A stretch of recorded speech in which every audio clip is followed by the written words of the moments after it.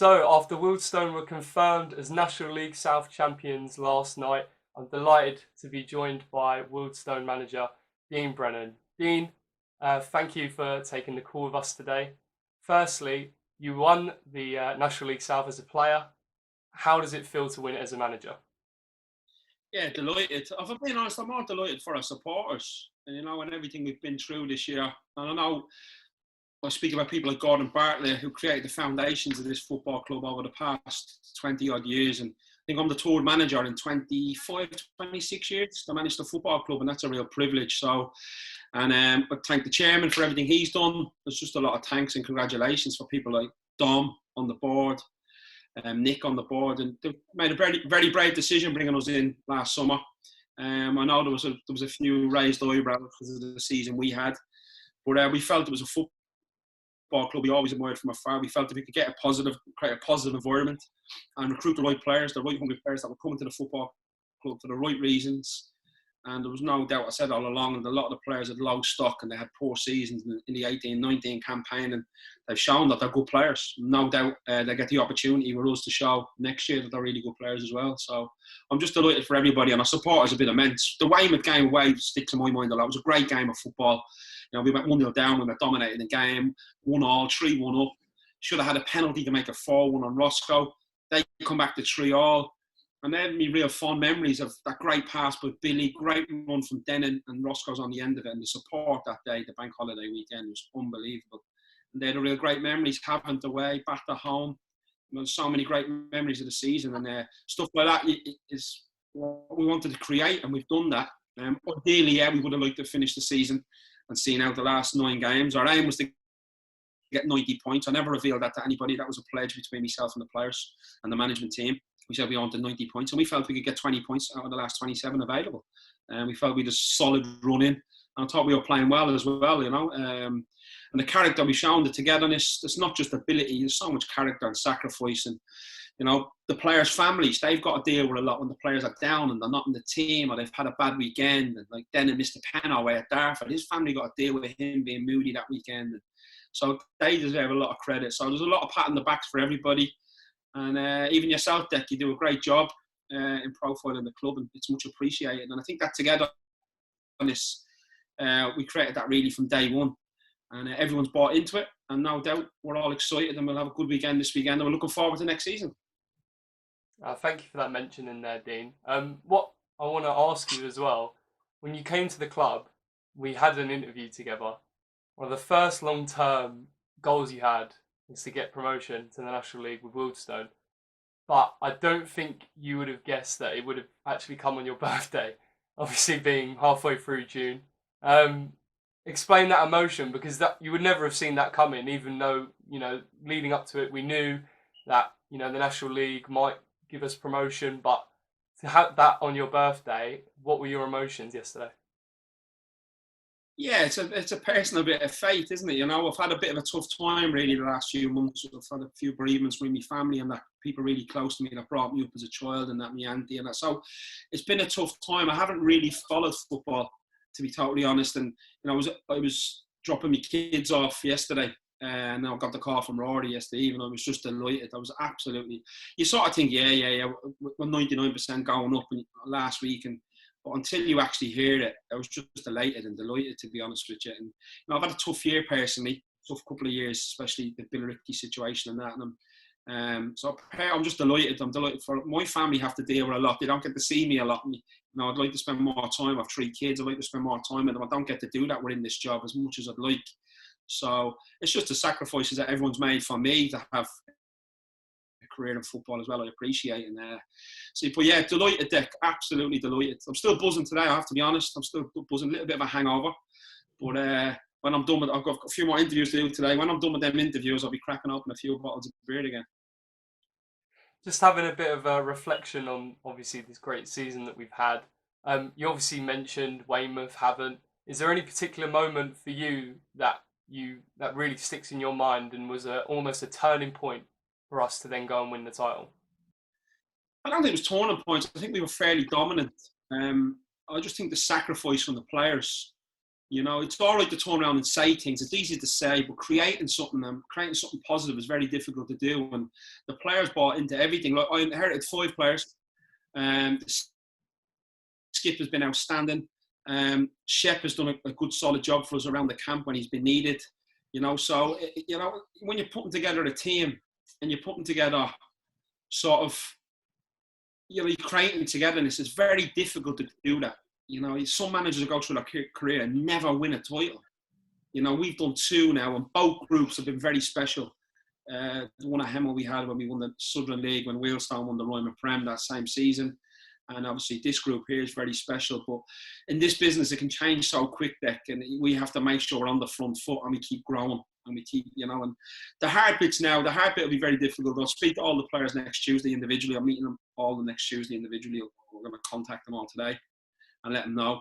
And some players are going to, you know, fall not by the wayside. Some players will be released, and that is really the hard part of the business, because you get an attachment to them players. Their families come to the games. You say hello to their parents, their brothers, their sisters, and we've got that togetherness. And no one wants to leave when you create this environment. But I'm going to have to make business decisions now, which is the really tough part of the game, because I think players have to be very realistic as well. That we're in a really tough time financially, and football is in for a little bit of a tsunami, if I'm being honest. There's so many players going to be out of contract. I think if you've got a contract, you're very lucky, you know. And it's going to, if you're a player at a Premier League football club and you've been released from a 5-star life, how are you going to find the football club? It's going to be so difficult when you've got so many experienced players, you know, coming out of League One, League Two, the Championship. It's all going to filter down. So that's sort of the tough part of the business, what I've got to do next week. But the main thing is we all enjoy this weekend. I think we're going to have a promotion party coming up soon at the football club. It'll be great to see everybody. And like I say, I don't enjoy that part of the business, but it has to be done. I will always do what's best for the team. And there's no point in going up and just, you know, being a bit part. It'll be very difficult, but it's been done before. The lads did it, the two Cowley brothers did it at Braintree, where they had a fantastic season. Alan Devonshire always does well in that division. He's done it part-time. I know Jamie Day did really well for Welland within that in a part-time basis. So we'll continue to stay part-time, and we don't just want to be a bit part. We want to go up and do really well. You obviously talk about the plans we've got for next season, and we'll get a bit further into that a little bit later. What I do want to talk about, though, with you, obviously you mentioned winning the league in 2014 with Hemel. Obviously that was the Southern League title. Obviously with the whole pandemic and how things have turned out this season, what was the overall difference for you, emotionally wise, from 2014 and this year? Well, when you win the title, we won at Hungerford away, and that weekend Cheshire were they won about 10 games in the trust, so they were chasing us down, and we had a lot of points. I think we got 105 points that season. We scored a lot of goals, but we always believed we'd win the title. With some good senior players were in that group. When you win it and you go win it so dominant, you know, you're a bit more nervous going into the games. You won't show that, but you are a little bit more nervous, and you're thinking, can we win it today? I think Cheshire lost away. It was on the Easter bank holiday. We won it on the Saturday, and the celebrations, they went on for days and days, and everyone's together. You know, so that's not the same, but we understand that where we're living at this moment in time, the situation we're all living in. So, but it's still a great feeling. It's still a buzz. It's still a great feeling. You know, ideally we would have liked to have done it, you know, and gone to 42 games and got on 90 points. We felt that would have been enough to win it. We would have, but we'll take this way. And it's so hard to get promoted. You know, look how long it's been since Wealdstone have been back in this division. So for us, we're just proud of all our achievements. Absolutely. And let's move on then to what your plans are going into our first campaign in the National League for 32 years. Obviously, you talk about sort of the business side there. How do you think the players that you're looking to keep, how do you think they're going to push on next season? I think we're very lucky because, and it's unlucky for some of the players. I think 3 or 4 of the players would have been bought this summer by league clubs, League One, League Two clubs. I don't think that'll happen now because of the financial situation. So as a club, we're very lucky. We're going to be able to keep all of them under contract. We've got a young group. Most of the players have been at that level, Dec. So, you know, can we get the structure of training right? It's a little bit. We played Maidenhead over 2 games away from home. I thought we played really well. Didn't win. You know, they equalised with a set piece. They come to us. They trained on the Monday and they come to us on the Tuesday and did a job on us. So that gives you an indication of what the division's going to be like from a very experienced management team. So I think that's we've got to get a structure of our training right. And the first thing I have to do is speak to every player that has got us to this position, let them know our indications of how we're going to go forward, how we're going to structure training. I think we'll change training probably initially. I think we'll change to a Monday night and train Monday, Thursday. And we'll look to improve on recovery, core strength and balance. I think that's important. We're going to look to probably recruit somebody in that department that will look after that. So a conditioning coach, basically, I call it these days, so a fitness coach. So we're going to probably bring somebody in to do that. I think that's important. Recovery is going to be very important. There's longer travel. So I think that's something that the players are going to have to add into their own personal lives. Rather, when you're playing in the National League South, and you on a Sunday, they probably get up and just be with their families. The players are going to have to do recovery now. That's something that's definitely going to have to happen. I remember a lot of stiff bodies after the both Maidenhead games in the FA Cup early in the season. So I think that's important that we get that structure right. I'll explain that to the players. Some players won't be able to do it because of their job. It will be evenings. Some players will, really look forward to it and want to do it. So, but I think once I reward the players and sort them out first and foremost, then we'll look to structure pre-season. And then I think we're looking, like you said, we're looking at early September start date. That's sort of the initial conversations everyone's having. So we'll wait for that to be confirmed. And then if that happens, we'll do a 6-week pre-season. And we'll do what we always do. We'll work hard and make sure we leave no stone unturned. And obviously, hopefully, them little differences like the recovery on Sundays and things like that will make a difference in that division above. The thing I want to get into as well, obviously, you talk about the maybe potential of letting players go, and with the whole pandemic, it's difficult for players in the transfer market when they're out of contract. But for you personally, are you in the market still? Is there still players on your radar that you might potentially want to bring in this summer? Yeah, there's 2 players we specifically like. Whether that'll happen or not, I'm not sure. There's so many players available. I've had so many messages this morning and over the last few weeks. I think Stevenage released 20 players yesterday. That's a lot of players, and there's some good players at Stevenage. So, they're going to have to filter somewhere, and that's all across League One and League Two. And I think what people have to realise, football is going to have to tighten its belt. People have to get into the real world, especially players, agents. They're going to have to get into the real world. Without supporters coming into football clubs, the money is just not going to be there.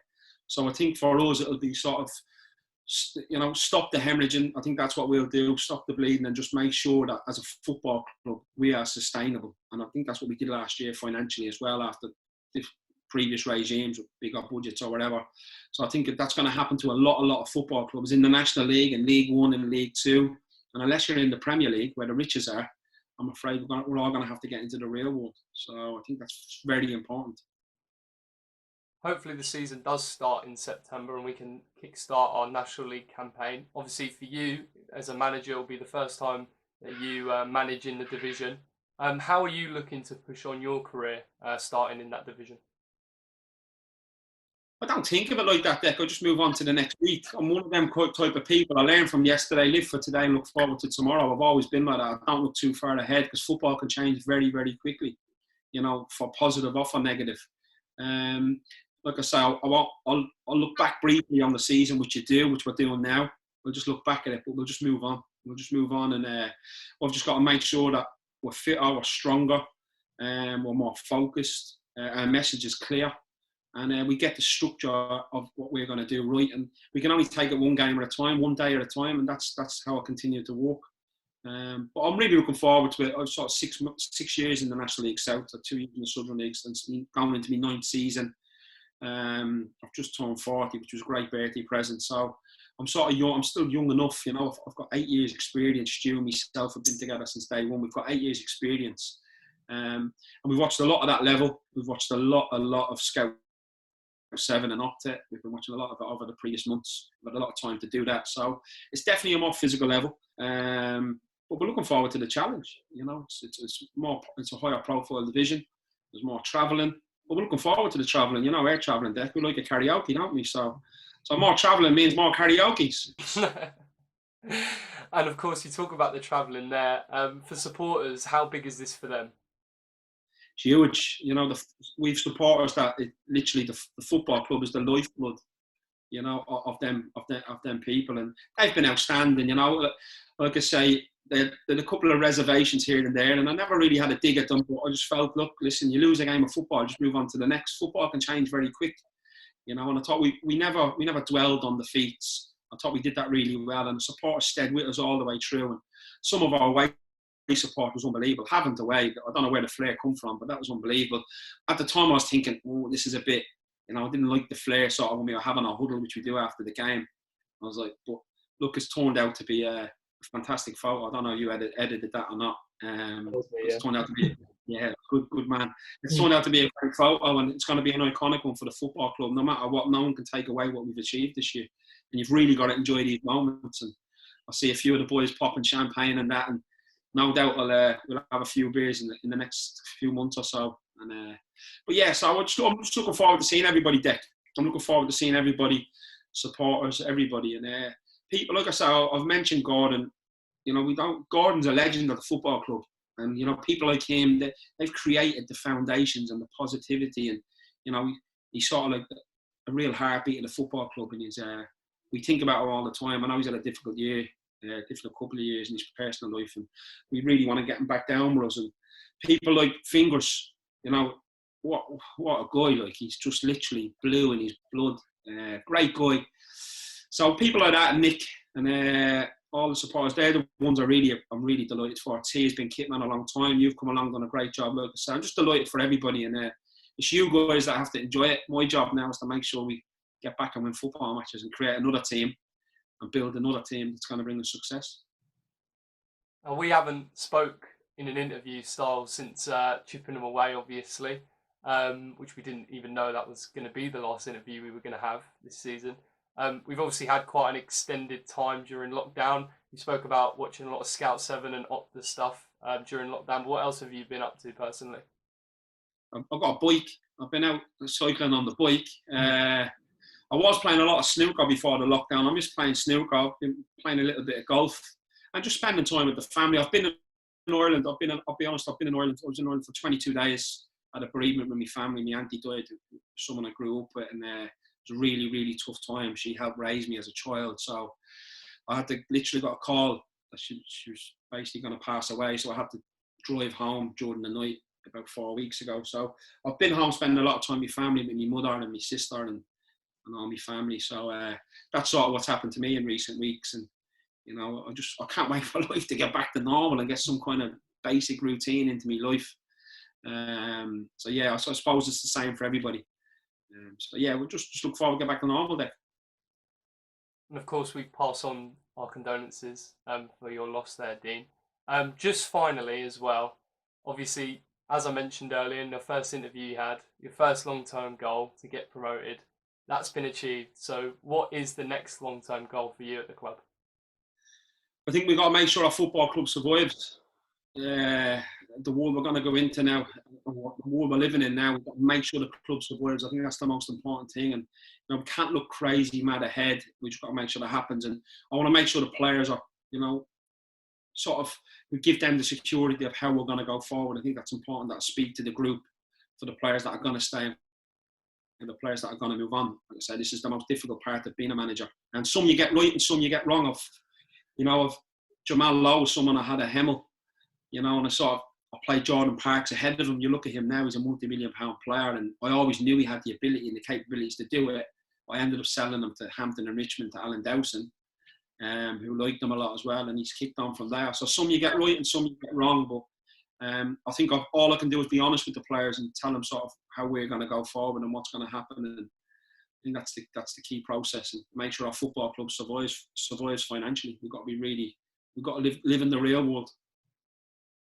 Brilliant. Well, Dean, thanks for your time. Congratulations on probably the best birthday present you're ever going to get. It's obviously not Christmas. And thank you for your time. Congratulations on the National League South title. Cheers, Deco. Up the Stones.